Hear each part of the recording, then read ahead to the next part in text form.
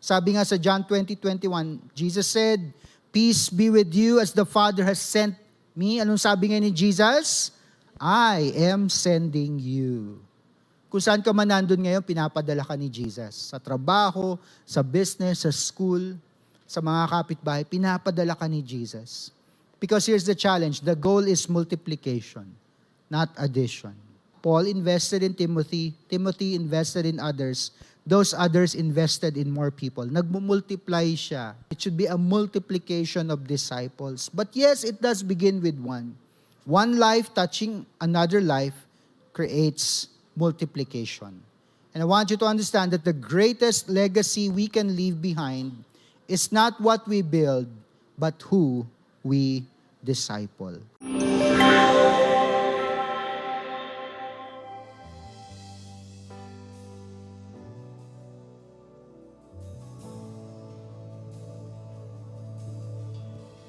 You give life, you are love, you bring light to the darkness, you give hope, and you restore every heart that is broken. Great are you, Lord. It's your breath in our lungs, so we pour out our praise. We pour out our praise. It's your breath in our lungs, so we pour out our praise to you only, Lord.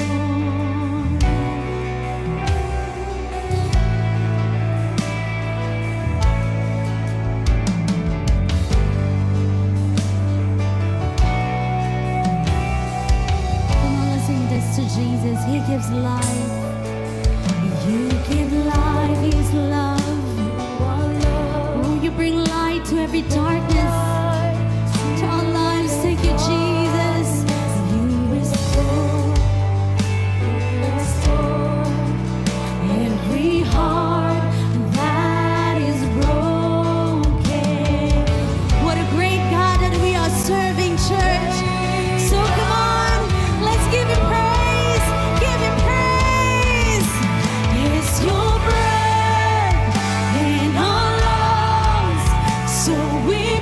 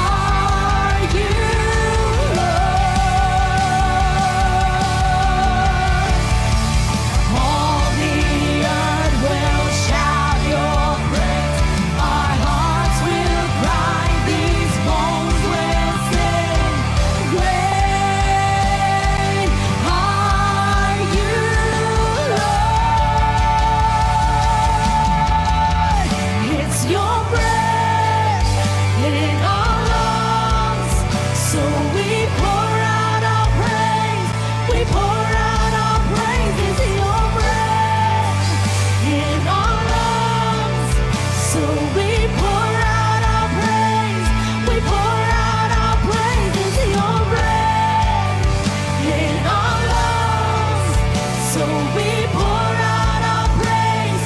We pour out our praise. It's your breath in our lungs. So we pour out our praise. Yes, God, everything that we are, everything that we have, Lord, we offer it to you, God. Every breath that we take, every day that we are awake, Lord, may you find us praising you. May you find us worshiping you.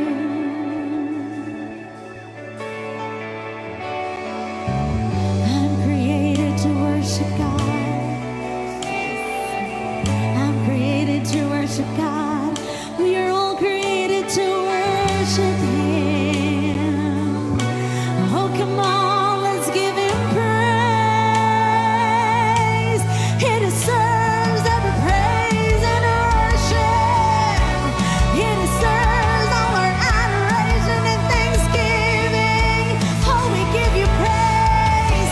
Yes, we give you praise. Oh, we give you praise. Hallelujah.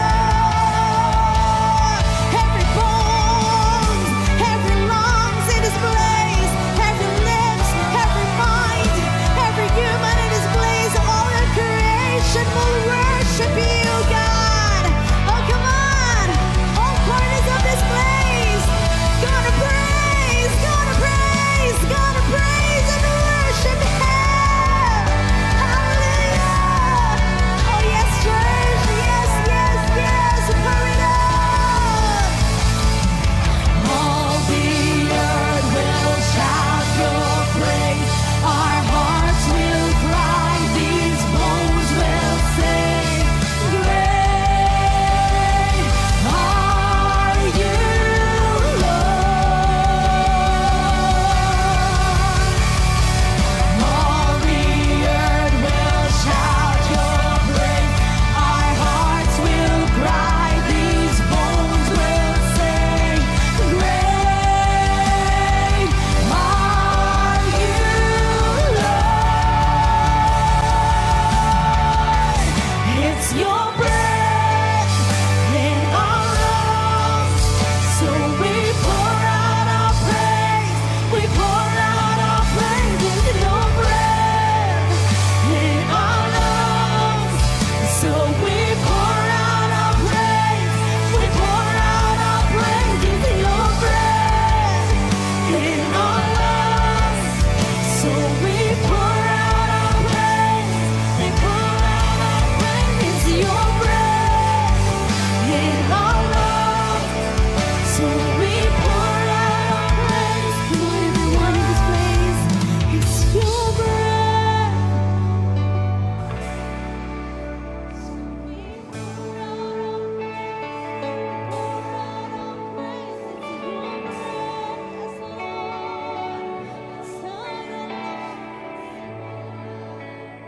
To you only, Lord.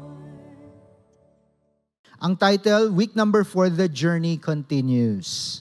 Matthew 28, alam po ninyo ito, the Great Commission found in verse 18 to 20. Then Jesus came to them and said, all authority in heaven and on earth has been given to me. Therefore go and make disciples of all nations, baptizing them in the name of the Father and of the Son and of the Holy Spirit, and teaching them to obey everything I have commanded you, and surely I am with you always to the very end of the age. So again, ang tawag po sa portion of scripture na yan, the Great Commission. I remember when I went to seminary school, ang kinuha ko po na major ay missions. And missions is not evangelism lamang. Ang ito yung napakagandang definition na binigay sa amin ng aming mga professors. Pag same culture, same language, ibig sabihin walang barrier, na pag sinabi ko sa'yo, alam mo, ito yung pagkakaintindi ko sa mga bagay-bagay. Pag sinabi niyang, naintindihan kita, walang problema, ibig sabihin, there is no barrier in communication. Pagka ganun ang pag-share ng gospel, it's evangelism. Nakukuha niyo po ba? Evangelism yon. Pero kapag ka may barrier, ibig sabihin, pwede kong i-share sa isang foreigner. Let's choose one from Asia, let's say Japanese. Sabihin ko sa kanya, alam mo ba na lahat tayo, according to the Bible, ay makasalanan? We're going to have a problem. Dun pa lang sa idea na yon, kasi yung concept ng sin ay iba pagdating sa mga Hapon. Ibig sabihin, hindi tayo magkakaintindihan. Paano mo ngayon sasabihin na all have sinned and fallen short of the glory of God? Hindi ka naaabot doon. Kasi nandun pa lang sa simula, kailangan mo magpaliwanag, ano ba yung kasalanan? So, do you get what I'm saying? Sa atin, mga Filipinos, pag sinabi natin kasalanan, alam na natin kung ano yung concept na yon. Alam na natin kung ano yung ibig sabihin ng idea na yon. So when that happens, ibig sabihin may barrier na. Una, pagdating dun sa ideas ng sin. Pangalawa, of course, there's a language barrier.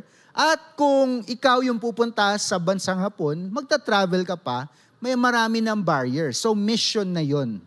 So even within our nation, pwedeng maging mission din ang pag-share ng gospel. Kaya lang, dahil karamihan naman, kahit saan tayong part ng Pilipinas pumunta, marami naman nakakaintindi ng Tagalog. Right? Diba? Halos lahat naiintindihan naman ng salitang Tagalog. So, yung challenge o yung barrier na yun, hindi na masyadong mahirap. So, kahit saan tayo pumunta sa Philippines, maaring mission, pero it's leaning more towards evangelism. Okay. So, nung pinag-aralan po namin ito, yun isa sa mga unang bagay na itinuro sa amin. So, it was an eye-opener for me kasi akala ko lang dati, parang evangelism lang lahat. Alam mo yan, just share the gospel. Without the consideration, ay marami palang barriers for sharing the gospel. Pero binalik kami nung professors namin sa idea ng Great Commission when Jesus begins his statement by saying, all authority. Somebody say, all authority. So pag sinabi all authority, not just some, but all. Actually, sabi in heaven and on earth. So eto, quick explanation lang. Bakit hindi, from this, at this point, mula nung sinabi ni Jesus ito, all authority nasa kanya na. Pero ibig sabihin, before this, pwede natin sabihin, hindi all authority ay nasa kanya. Bakit? Okay, nangyari ito dahil si Adam and Eve, during their time as the first human beings, failed. They failed the test. Di po ba? Ano yung test sa kanila? Di ba? Huwag kainin ng bunga ng puno na nagbibigay ng knowledge about good and evil. When they failed that test, ano ba nangyari? They surrendered the authority on earth. They surrendered the authority to the enemy. Sino nga na ngayon na nagkaroon ng authority? Walang iba kundi si Satan. Si Lucifer ang nagkaroon ng authority. That's why in the book of Revelation, Satan is referred to the prince of the power of the air. Anong air yun? Yung immediate air o yung surrounding. Dito po sa mundong ito. So siya daw ang prince of the power of that surrounding right there. So ibig sabihin, may authority pala siyang ganun. Kaya lang, nung namatay si Jesus Christ, binawi niya yung authority na yon. Paano? Sa pamamagitan ng buhay niya, na perfect, walang kasalanan. Kaya nga, siya lang ang maaring maging sacrifice para sa lahat ng ating mga kasalanan. But being a sacrifice was just the beginning. God had to resurrect Him. In fact, hell could not hold Him down. Yan ang descriptions ng Bible. Hindi raw siya pwedeng pigilan ng impyerno kasi hindi siya pwedeng hatulan ng kapangyarihan ng kasalanan. Bakit? Wala nga siyang kasalanan. Nauka mo ba? Let's say, when you go to court, you're being charged with something, and the judge finds, yung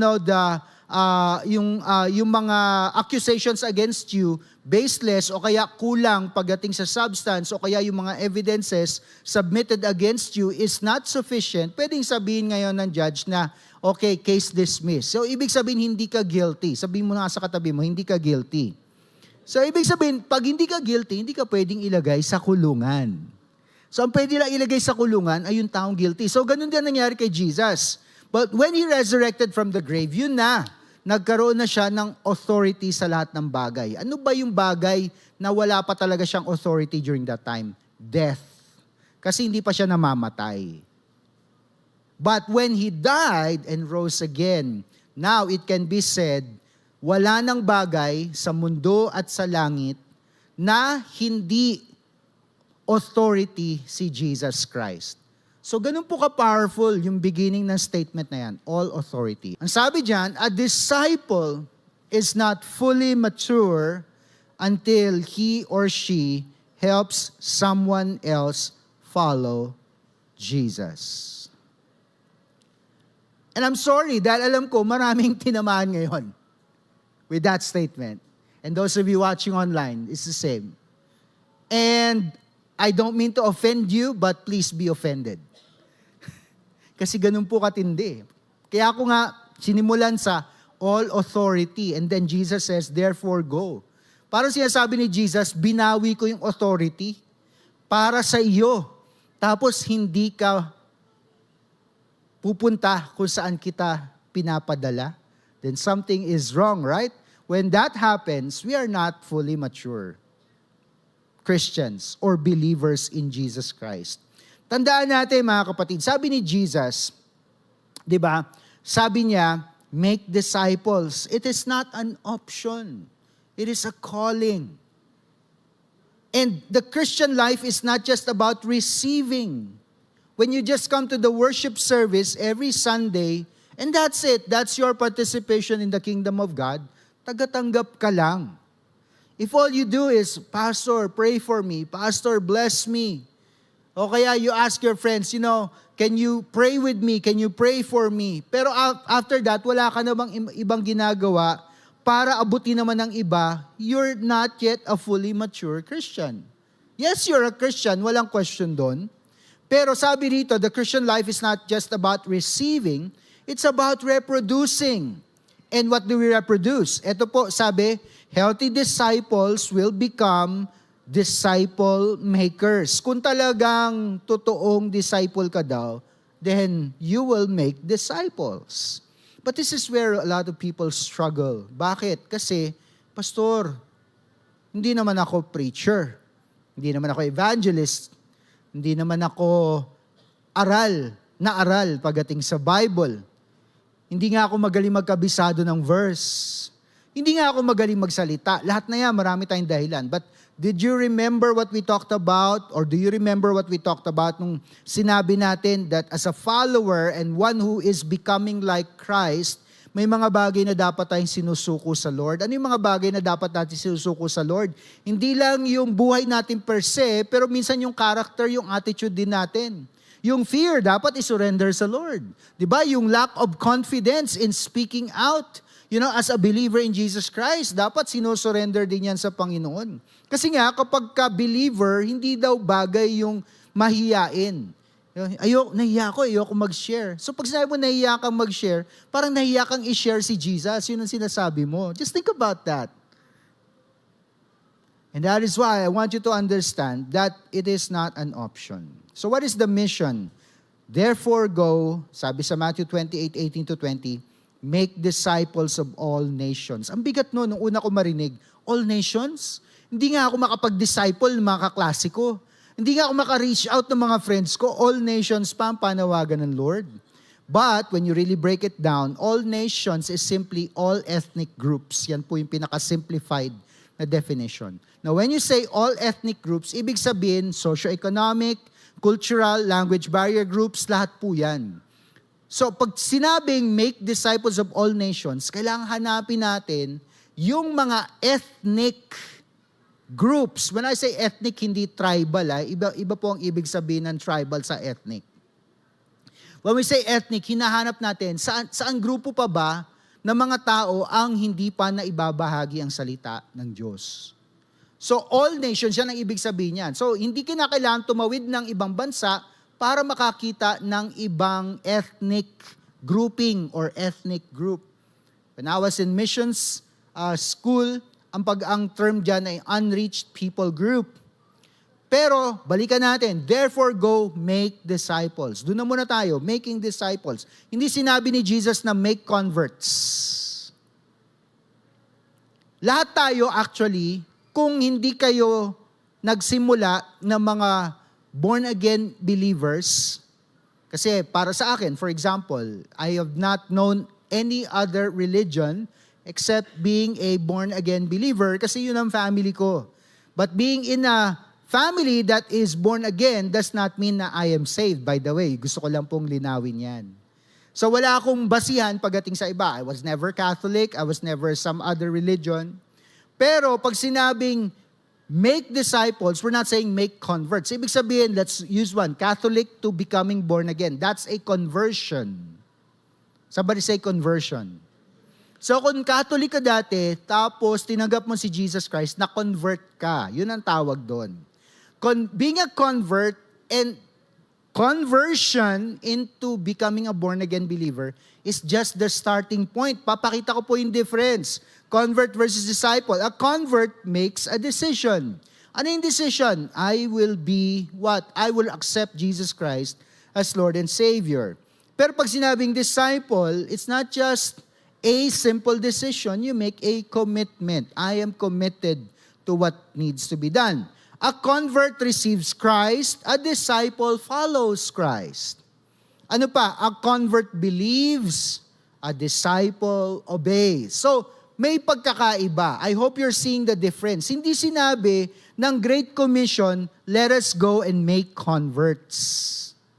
So, in a discipleship evangelistic event rather, pag may mga taong tumanggap kay Jesus, we don't call them disciples. We call them converts. To be technically correct. And yes, we celebrate conversion, pero ang pinaka-challenge talaga ay discipleship.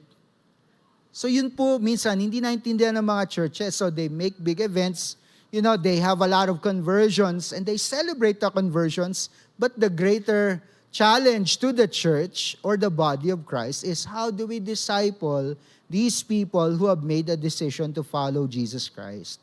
That's why every disciple, ikaw yun at ako, lahat tayo tumanggap kay Jesus has a responsibility to help others grow in their relationship with Jesus Christ. Next, disciple making happens through relationships.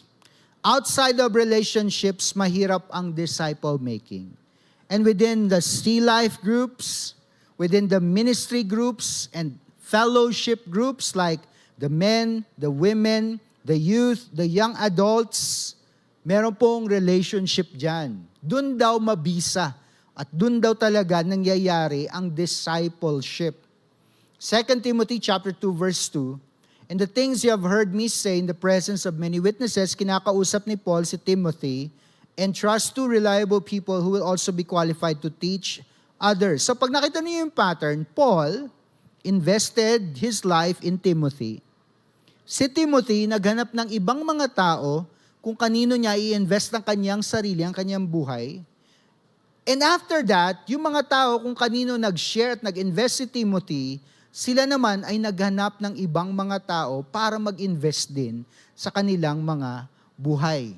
Ibig sabihin, Paul had a relationship with Timothy to invest in his life.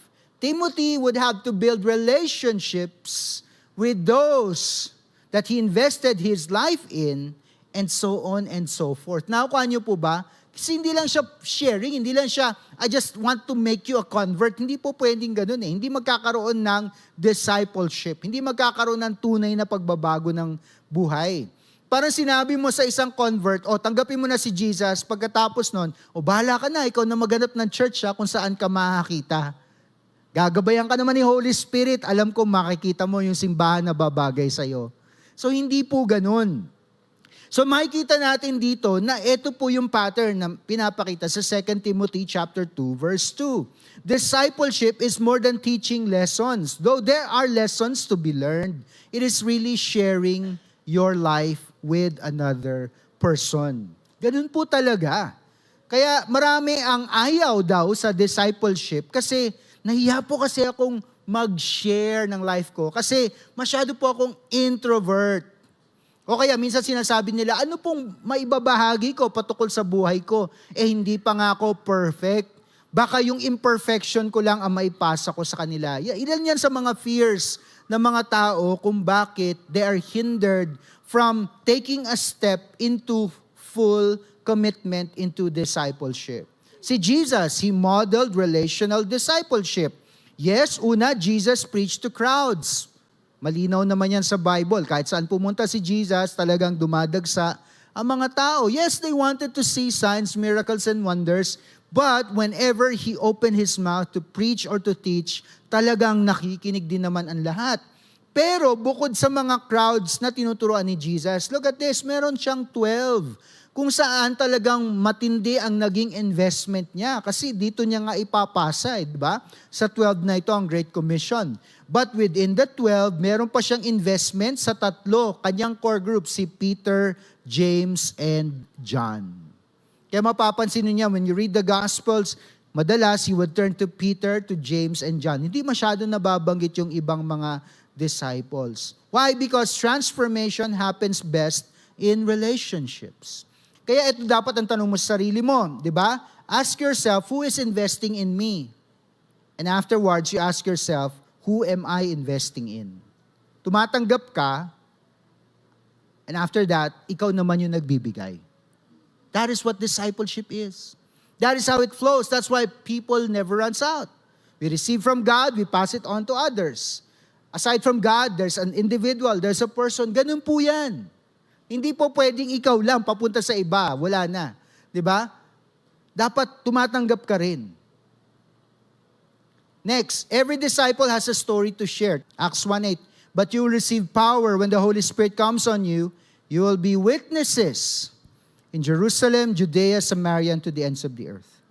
Anong kailangan? Maging witness. Sa Tagalog, ano po ang witness? Saksi, hindi po ba? Nasaksihan mo sa buhay mo ang ginawa ng Diyos. And it's not difficult being a witness. Look at the definition. A witness simply tells what they have seen and experienced. Kinukwento. You do not need to know everything. You do not need to know every scripture.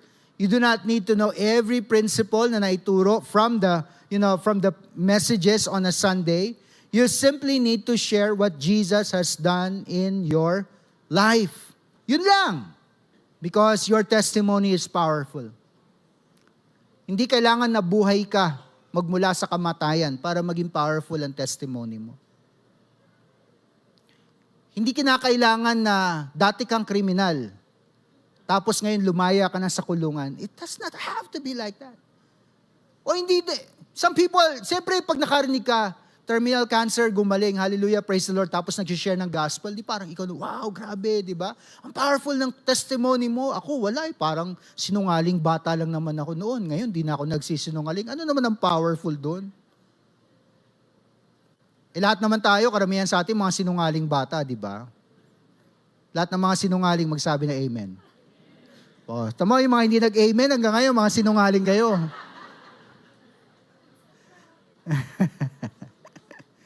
People may argue with your opinions. Tama, di ba? But they cannot deny your experience.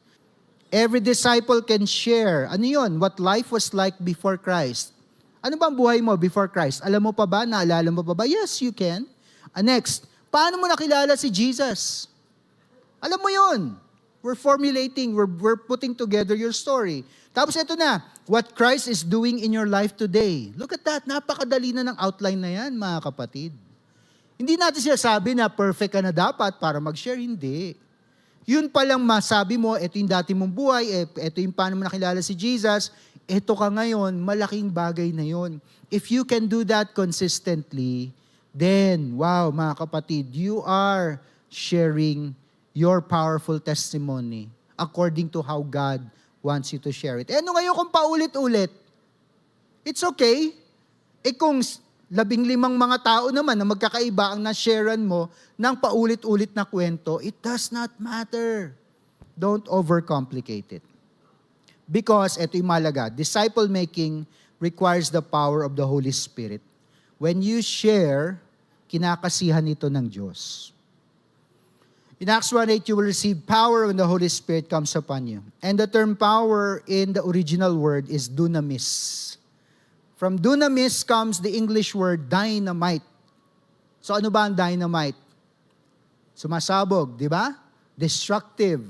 So ganun daw, powerful, explosive yung power na ito. Ganun katindi ang kapangyarihan sa buhay natin when we share. I mean, look, if I tell a person, Jesus loves you, in the natural, parang wala lang. Ano ba nangyayari? Sinabi ko lang sa kanya, Jesus loves him. But in the supernatural, kasi nga, di ba, ang kalaban natin, si Satan, he is the enemy. He knows the power of those words. When the person who receives them begins to open up his heart, alam niya yung mangyayari.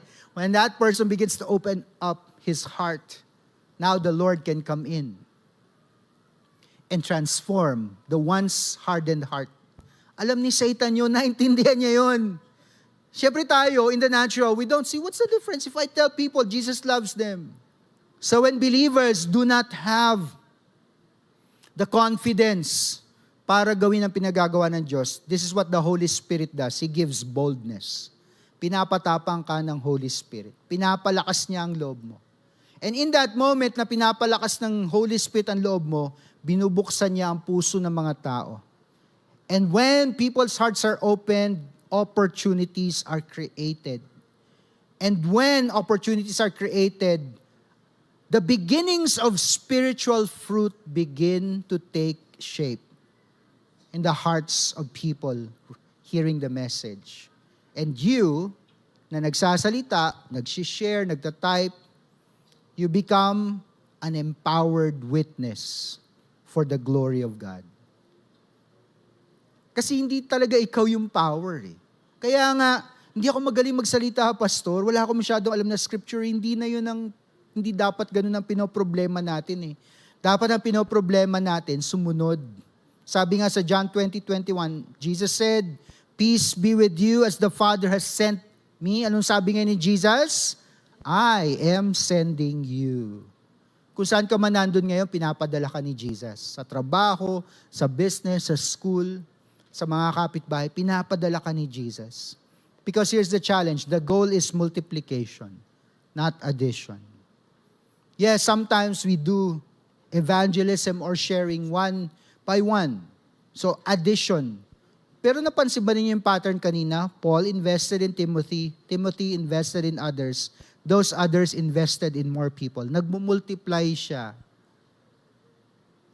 In Colossians 1:28, He is the one we proclaim, admonishing and teaching everyone with all wisdom, so that we may present everyone fully mature in Christ. To this end, I strenuously contend with all the energy Christ so powerfully works in me. Si Paul na yan magaling. Ibig sabihin, kahit hindi niya talagang itodo ng gusto, kagaya ng word na strenuously contend, may makikinig sa kanya.